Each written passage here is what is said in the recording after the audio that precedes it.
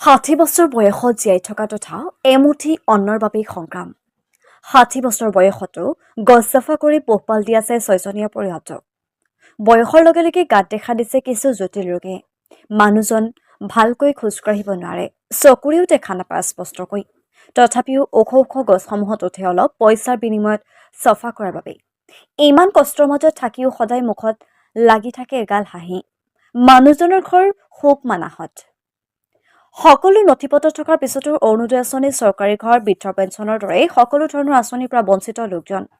আজিলৈকে কোনো এজন জনপ্ৰতিনিধিৰ চকুত পৰা নাই লোকজন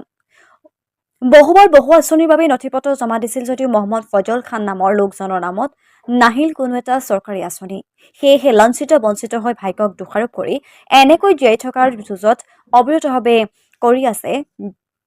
যুঁজ বুকুত ভঙা সপোনৰ টুকুৰাবোৰ লৈ মানুহজনৰ নাম মহম্মদ ফজল খান ঘৰ বজালি জিলাৰ শোকমানাহত হেজাৰ কষ্টৰ মাজতো মুখত সদায় এগাল হাঁহি এয়াই চাগে জীৱন মোহাম্মদ ফজল খান বয়স 60 বছৰ এতিয়াও গছ চাফাৰ কাম কৰি আছো কিমান বছৰৰ পৰা কৰি আছে পুৰা 30-35 বছৰ হ'ল 30-35 বছৰ ধৰি কৰি আছে হয় এনে আপোনাৰ ঘৰত কোন কোন আছে পৰিয়ালত নৰা 3টা মায়ে এটা 4টা আৰু আমি দুটা 6জন আছো আৰ কি আপনি এই গছ কাটি আছে গাছ কাটি পৰিয়াল পালি আছে তাৰমানে আৰ্থিক অৱস্থায় কৰি আছো আৰ্থিক অৱস্থাৰ কাৰণে এনেকুৱা কাম কৰি আছো আৰ কি কোনো উপায় নাই 60 বছৰ বয়সত আপনি গছ কৰি আছো মানে কোনো সৰকাৰি সহায় পাওয়া নাই চৰকাৰী একো সুবিধা পাওয়া নাই কোনো আপোনাৰ ভৰিত আমি পৰিলক্ষিত কৰিছো অলপ অসুবিধা আছে কিবা অসুবিধা আছে নেকি অবশ্যই মানে অলপ ভৰিৰে হিট টানে হিৰৰ কাৰণে নাৰ্ভৰ দুখ হৈছে অলপ নাৰ্ভৰ প্ৰব্লেম আছে সবে আপনি গছত তাও উঠিব উপায় নাই তো চলব লাগব মোৰ মানে পৰিয়ালটোৰ কাৰণে পৰিয়ালৰ কাৰণে মই ঘূৰি আছো কষ্ট কৰি আছো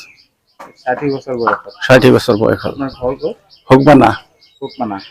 এই আঁচনি অৰুণোদয় একো পাওয়া নাই কোনো সরকারি খরচর পাওয়া নাই বা কোনো আমি সুবিধা পাওয়া নাই আর কি অৰুণোদয় আঁচনি একো পাওয়া নাই আপোনাৰ আপনি ঘৰ ক'ত বুলি ক'লে হোকমানা হয় আপোনাৰ মানে চৰকাৰী ঘৰ সরকারি ঘর কোনো সহায় বুঢ়া পেঞ্চনারি হয়েছিল আজি 2.5 বছর ধরে পয়সাটো বন্ধ হয়ে গেছে একো পাওয়া